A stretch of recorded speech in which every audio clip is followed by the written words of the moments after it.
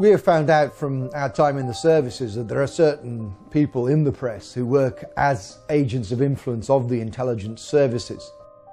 In Britain, it's very easy to reward people with privileges, with contracts, with honours, with appointments to the House of Lords, with knighthoods and so on. So no money has to change hands, but those people know very clearly that they have a job to put out propaganda on behalf of the services. Now, I have no problem, of course, with the services arguing their case in the media, but if they're going to do that, like anybody else, they should declare where they come from and why they're stating that point of view. Fortunately, as a result of our book, Spies, Lies and Whistleblowers, one of the prominent agents of influence, in fact two prominent agents of influence, Dominic Lawson and Con Coughlin, who both work for the Sunday Telegraph, have had to resign. Because, of course, once you're exposed as an agent of influence, you can no longer do that job because people just simply say, well, he's saying that because he's working to an MI6 brief.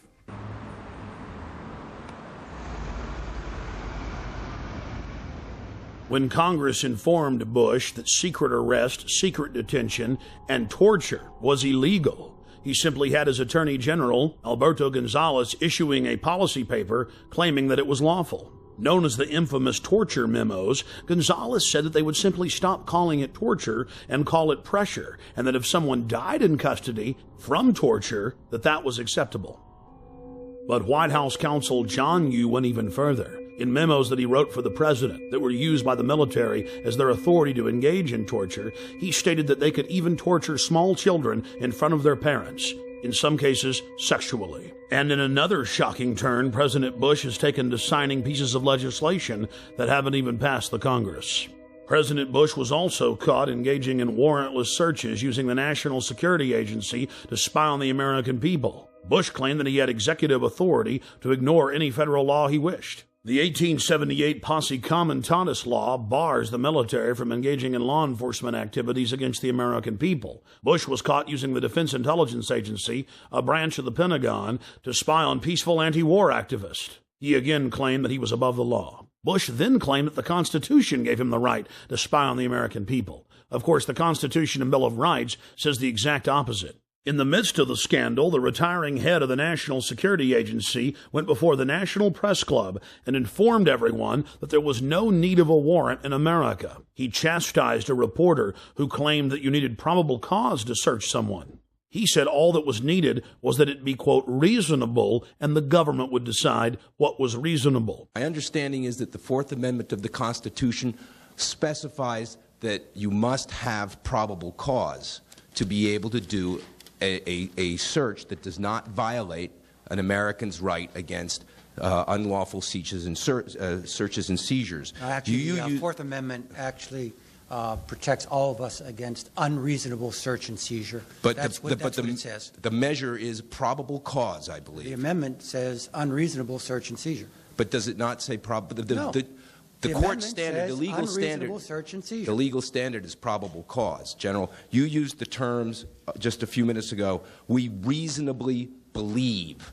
And a FISA court, my understanding is, would not give you a warrant if you went before them and say, we reasonably believe. You have to go to the FISA court, or the Attorney General has to go to the FISA court and say, we have probable cause. And so what many people believe, and I'd like you to respond to this, is that what you've actually done is crafted a detour around the FISA court by creating a new standard of reasonably believe in place of probable cause, because the FISA court will not give you a warrant based on reasonable belief. You have to show a probable cause. Could you respond to that, please? Sure. I didn't craft the authorization. I am responding to a lawful order. All right? The Attorney General has averred to the lawfulness of the order. I will now read the Fourth Amendment in its entirety.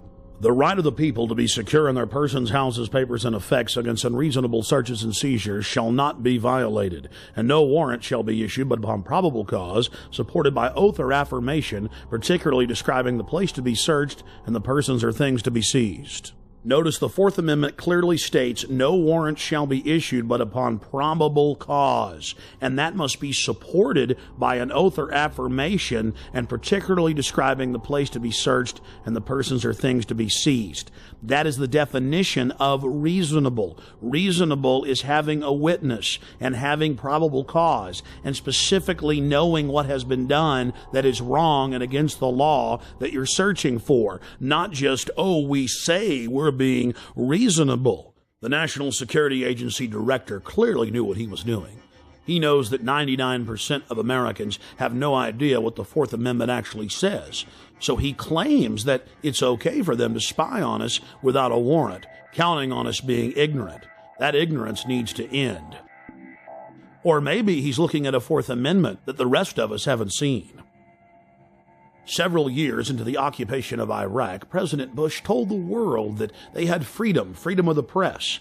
Now it's been revealed that if you write one story critical of the occupational government, you are instantly arrested and sentenced on average to 30 years in prison. In some cases, reporters are simply executed or tortured. Then it came out that the Pentagon was covertly controlling almost every major newspaper in Iraq, and that PR firms were writing most of the stories in the United States.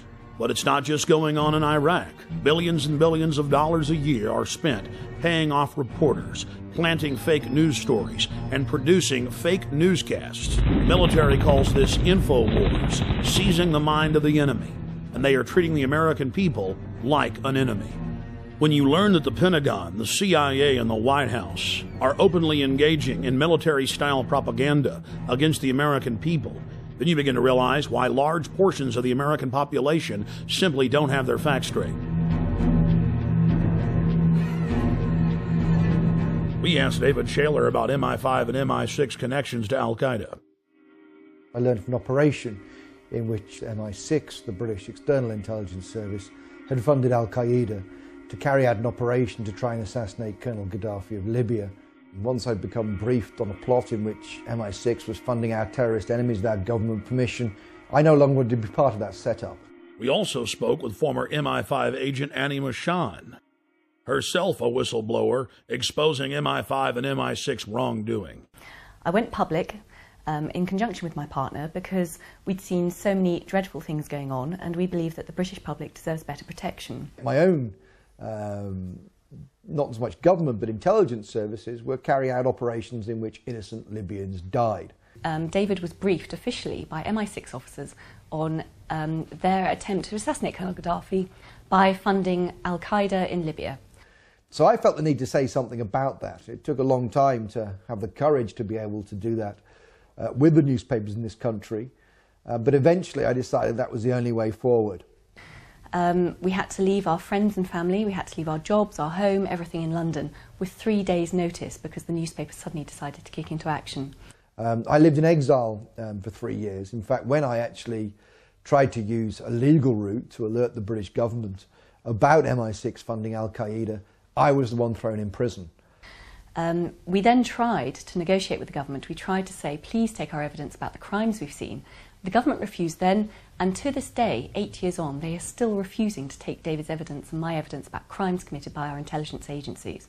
We have sources who have told the press, sources in America from the State Department and the CIA have confirmed that payments were made to a group in Libya that was associated with Osama bin Laden. A document actually appeared on the internet which predates the attack and describes exactly the modus operandi, the way of carrying out the attack, the timing of the attack, the people involved, the Islamic extremists and so on, that I described when I went on the record.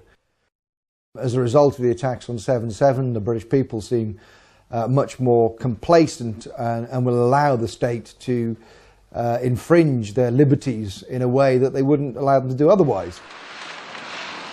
While in London, I learned that Parliament had just passed a law that would ban any type of free speech within several miles around the British Parliament building.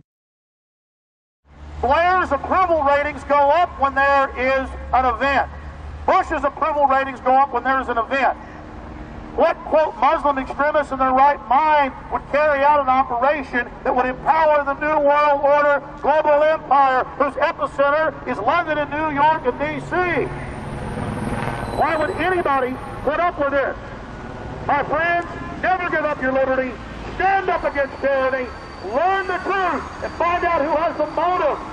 Find out who has the motive to scare you into submission, to intimidate you, to bully you into accepting their wars of global war and empire and genocide.